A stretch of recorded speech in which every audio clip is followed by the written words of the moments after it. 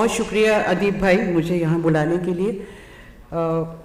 वक्त कम है, मैं बात यहाँ से शुरू करना चाहती हूँ कि मुझे उम्मीद थी कि बीजेपी की 200 से ज़्यादा सीट्स नहीं निकलेंगी और उनकी जो 40-50 सीट एक्स्ट्रा निकली वो ये समझना ज़रूरी है कि उन्होंने चुराई है और ईवीएम का इस्तेमाल करके, बोगस वोटिंग का इस्तेमाल करके, वोटर सप्रेशन करके। मैंने कम से कम गांधीनगर की रिपोर्टिंग बहुत एक्सटेंसिव की थी, अगर आप में से कुछ लोगों ने देखी हो, इलेक्शन कमीशन को रिपोर्ट किया था।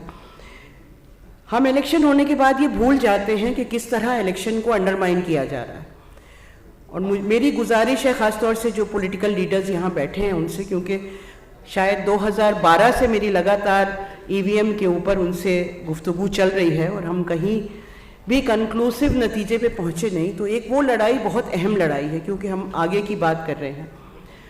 दूसरी बात ये कि इस वक्त इस मुल्क में एक एक इंच की लड़ाई है।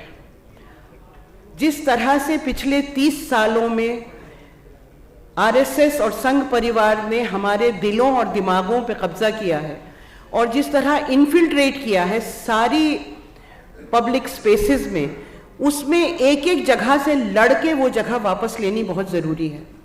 और अगर वो ज़रूरी है तो हम सिर्फ बैठ के हर वक्त एक दूसरे को दोष नहीं दे सकते। मेरा ये मानना है कि सिविल सोसाइटी से ख़ास तौर से कि बजाय इसके कि हम इसमें टाइम वेस्ट करें, मैं कई ग्रुप्स में हूँ और लगातार ये होता है कि इंडिया अलायंस ने ये नहीं किया, कांग्रेस ये नहीं किया। हमें बहुत सारी शिकायतें हो सकती हैं इंडिया अलायंस और कांग्रेस से और पॉलिटिकल पार्टीज से, लेकिन मुझे ये लगता है कि as civil society we have to concentrate on what we can do. हम कितना ज़्यादा कर सकते हैं, कहाँ कहाँ कर सकते हैं, कैसे लोगों तक पहुँच सकते हैं, कैसे इन नफ़रतों को तोड़ने की कोशिश कर सकते हैं। एक छोटा सा हमने कैंपेन किया था, उसका नाम हमने रखा था मेरे घर आके तो देखो। वो हो सकता है आप में से भी कुछ लोग उसका हिस्सा रहे हों। एक कम्युनिटीज़ को जोड़ने का कैंपेन था जहाँ पे हमने ये कहा कि आप ऐसे परिवार को घर में बुलाइए जो आपके धर्म का ना हो, आपकी जाति का ना हो, आपके सेक्सुअल ओरिएंटेशन का ना हो, आपके रीजन का ना हो। और हमने देखा कि बहुत सारी स्टीरियोटाइप्स उसमें टूटी। ये छोटे छोटे ऐसे बहुत सारे आइडियाज़ हैं जिसमें कुछ ऐसा नहीं लगेगा कि मैं एक अकेला किस तरह बदल सकता हूँ इस माहौल को। ऐसे हम बहुत सारे एक्शंस कर सकते हैं जिसमें अगर आप बिल्कुल अकेले हैं तब भी आप एक योगदान दे सकते हैं इस नफ़रत और घृणा के माहौल को बदलने में।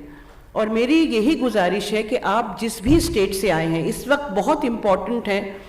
अभी अक्टूबर में 3-4 स्टेट्स के इलेक्शंस हैं, हरियाणा के हैं, झारखंड के हैं और Maharashtra the most important. Maharashtra में तो मुझे लगता है लोग लड़ लेंगे क्योंकि वहाँ पे दलित ग्रुप्स भी बहुत स्ट्रांग हैं और सिविल सोसाइटी ने ख़ास तौर से पिछले 8-10 महीने में, 9 महीने में जितनी मेहनत की है, वहाँ शायद इतनी ज़रूरत ना पड़े बाहर से लोगों को जाने की। लेकिन हरियाणा में और झारखंड में अगर आप जो भी वक्त दे सके,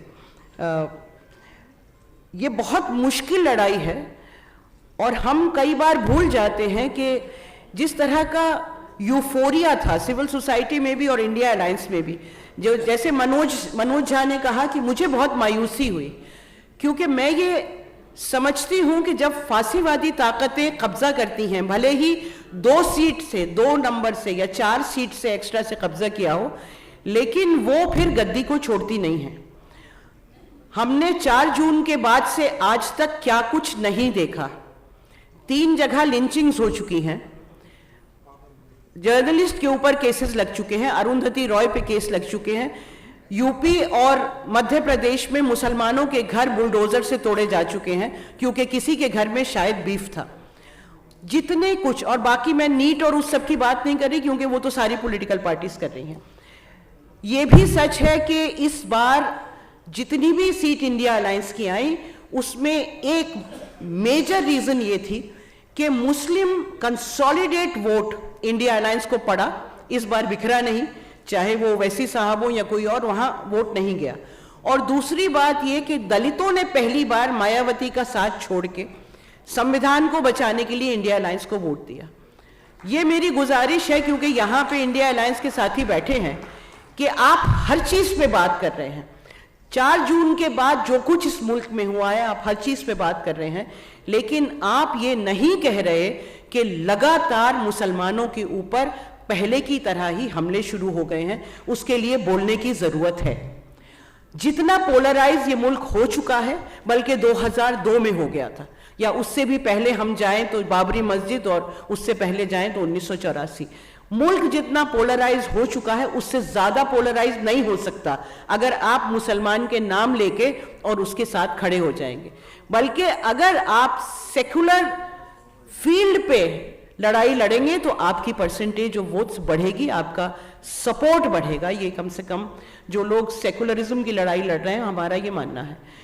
तो ये जो टेंडेंसी है कि हम जब मौका मिले तो सॉफ्ट हिंदुत्व को यूज कर लें, उससे मेरे ख्याल में अगर हम परहेज करें, जी मैं ख़त्म कर रही हूँ, तो वो बहुत अच्छा होगा। और मिल के लड़ाई करना और इन ताकतों को हराना बहुत ज़रूरी है। मुझसे आप में से कोई भी कांटेक्ट करना चाहे, गूगल करेंगे, मेरा फ़ोन नंबर मिल जाएगा। And please do contact, because we are in the middle of doing a lot of campaigns in a number of states. Thank you very much.